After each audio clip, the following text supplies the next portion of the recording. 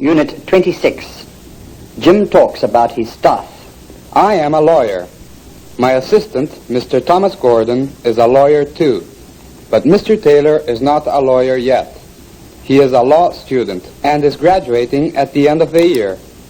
Many law students work in offices while they are still studying. My secretary's name is Catherine Spencer. Miss Spencer is a very efficient secretary. She is a stenographer and a typist too. Miss Spencer is on vacation now. That's why I had to hurry to the office on Monday morning. Gary, the office boy, is 16 years old.